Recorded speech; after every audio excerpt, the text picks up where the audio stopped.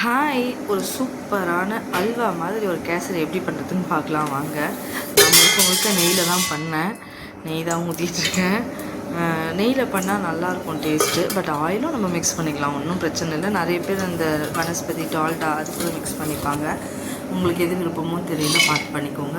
என்கிட்ட ஆயிலும் நான் சம்டைம்ஸ் மிக்ஸ் பண்ணிப்பேன், பாதிக்கு பாதி ஆயில் கூட மிக்ஸ் பண்ணிப்பேன். இப்போ வந்து நல்லா ஒரு கேஷ்யூ எடுத்து கொஞ்சம் கீழே நல்லா ஃப்ரை பண்ணி தனியாக எடுத்து வச்சுக்கோங்க. ரொம்ப தீஞ்சிடாமல் பார்த்து எடுத்துக்கோங்க. நான் கொஞ்சம் லைட்டாக கலர் சேஞ்ச் பண்ணிட்டேன். நான் எப்பயுமே மோஸ்ட்லி ரொம்ப தீய விட மாட்டேன், லைட்டாக இருக்க சொல்லி எடுத்துடலாம். சம்டைம்ஸ் இந்த ரவையும் கூட சேர்த்து முந்திரியும் ஒன்றா சேர்த்து ஃப்ரை பண்ணுவேன், அந்த மாதிரியும் பண்ணலாம். இந்த மாதிரி நல்லா ஃப்ரை பண்ணி எடுத்துக்கோங்க, எடுத்து தனியாக வச்சுக்கோங்க. இந்த கார்னிஷிங் பண்ணணுன்னா இந்த மாதிரி தனியாக எடுத்து வச்சுக்கலாம். நம்ம அப்படியே தான் சாப்பிட போகிறோன்னா ஒன்றும் பிரச்சனை கிடையாது. அதுக்காக தான் சொல்கிறேன். இந்த மாதிரி இவ்வளோ கீ தான், ஒரு எவ்வளோ இருக்கும், ஒரு 25 ml தான் இருக்கும்னு நினைக்கிறேன் கீ. அவ்வளோ கீ எடுத்துக்கிட்டேன். ஒரே ஒரு டம்ளர் ரவை, அந்த ரவையை போட்டு நல்லா ஃப்ரை பண்ணுங்கள். நெய்யும் நல்லா ஃப்ரை ஆகணும். நான் வந்து கெட்டலில் தனியாக ஃப்ரை பண்ணி வச்சுட்டேன். நீங்கள் வேணால் தனியாக வச்சுக்கோங்க. அப்போ தான் சீக்கிரம் டக்குன்னு கேசரி ஒரு 5 நிமிஷத்தில் கேசரி பண்ணணும்னா ஈஸியாக சொல்கிறாங்க. ஏன்னா நல்லா ரவையை கொஞ்சம் நல்லா பொரிஞ்சு வர அளவுக்கு ரோஸ்ட் பண்ணுங்கள். அப்போ தான் வந்து நல்லா ரவை வந்து ஒன்றோடு ஒன்று ஒட்டாமல் சாப்பிட்றதுக்கு அவ்வளோ நல்லாயிருக்கும் கேசரி. இந்த மாதிரி நல்லா ரவை வந்து கலர் சேஞ்ச் ஆகணும். உங்களுக்கே தெரியும், ஒரு லைட்டாக ஒரு ப்ரௌன் டச் வந்துருக்கோம் பாருங்கள், கலர் சேஞ்ச் ஆகிடுச்சு. இந்த டைமில் கொதிக்க வச்ச தண்ணி இருக்கு இல்லையா, அதை எடுத்து ஊற்றணும். கொஞ்சம் பார்த்து ஊற்றிக்கோங்க, ஏன்னா இது வந்து சடன்னு பயங்கரமாக கொதிக்கும். அதனால தான் நிறைய பேர் வந்து பயந்துடாதீங்க. இந்த சுடு தண்ணி ஊற்ற சொல்ல கொஞ்சம் தூரமாக இருந்து பார்த்து ஊற்றிக்கோங்க. ஏன்னா நான் கெட்டலில் தான் ஊற்ற போகிறேன். கொஞ்சம் பொறுமையாக ஊற்றுனீங்கன்னா கொஞ்சம் அதுவே அடங்கும். இந்த மாதிரி நல்லா ஃப்ரை ஆனதுக்கப்புறம் கொஞ்சம் கொஞ்சமாக ஊற்றுவேன். இந்த மாதிரி நான் தண்ணி ஊற்றுவேன். ஏன்னா நான் எப்பயுமே அளந்துலாம் ஊற்ற மாட்டேன், என் பார்வை தான்.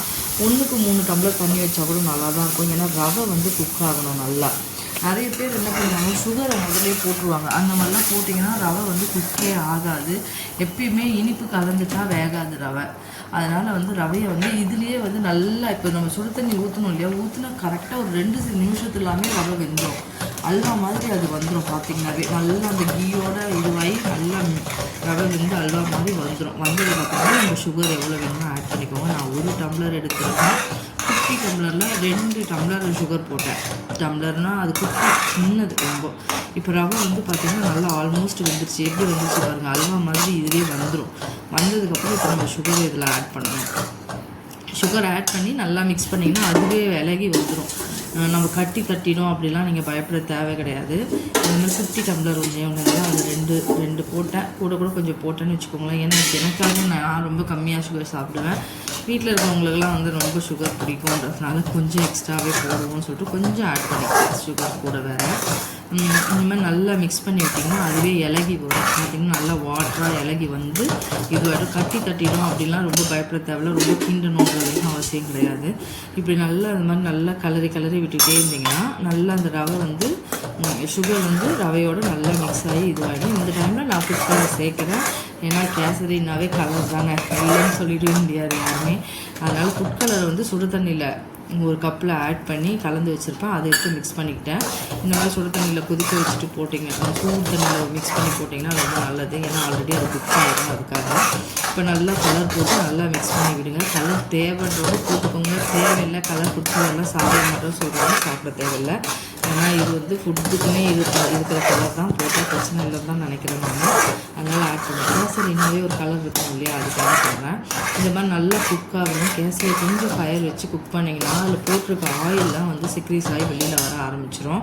அந்த மாதிரி வெளியில் வந்ததுன்னா நீங்கள் வந்து கொஞ்சம் 2 ஏலக்காவை நல்லா தூள் பண்ணி அந்த இலையெல்லாம் எடுத்துகிட்டு அதை பருப்பை மட்டும் போட்டு மிக்ஸ் பண்ணி விட்டோம். இப்போ கொஞ்சம் தேவைப்பட்ட கீ ஆட் பண்ணிக்கோங்க. இப்போ நம்ம தூக்கி கீழே போட்டோம்னா அதே சட்டுன்னு இறங்கணும். கடாயில் ஒட்டவே ஒட்டாது பாருங்கள். இது ஆக்சுவலாக எங்காலியம் கடாய் தான், அதில் ஒட்டவே இல்லை பாருங்கள், அழகாக வரும்.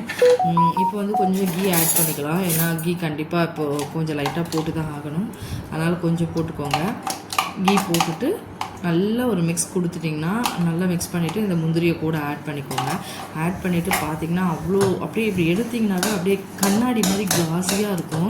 இது வந்து பார்த்திங்கன்னா அப்படியே ஒரு கல்யாண வீட்டில் பண்ணுற கேசரி மாதிரி தான் இருக்கும்.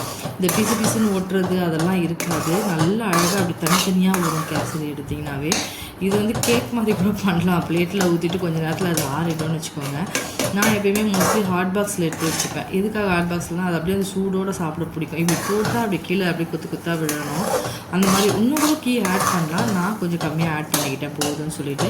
அவ்வளோதாங்க கேசரி ரெடி. ரொம்ப சிம்பிளுங்க. மேக்ஸிமம் 5 நிமிஷம் தான் தண்ணி கொதிக்க வச்சு போட்டிங்கன்னா. ட்ரை பண்ணி பாருங்கள். உங்களுக்கு பிடிச்சிருந்தால் லைக் பண்ணுங்கள், ஷேர் பண்ணுங்கள், சப்ஸ்கிரைப் பண்ணுங்கள். அப்படியே ஒரு கரண்டியில் எடுத்திங்கன்னா ஒரு ஸ்கூப்பாக அழகாக வரும். ட்ரை பண்ணி பாருங்கள். பிடிச்சிருந்தால் லைக் பண்ணுங்கள். ரொம்ப ஈஸி. 5 நிமிஷம் தான் தண்ணி கொதிக்க வச்சு பண்ணிங்கன்னா. எப்படி வந்திருக்கு பாருங்கள். அப்படியே பால் மாதிரி சுருண்டு வரும். அந்த கடாயில் அது ஒட்டவே ஒட்டாதுங்க. அவ்வளோ நல்லா வரும். இதே மாதிரி நீங்களும் பிகினர்ஸ்க்கு ரொம்ப யூஸ்ஃபுல்லாக இருக்கும். ட்ரை பண்ணி பாருங்கள். தேங்க்யூ.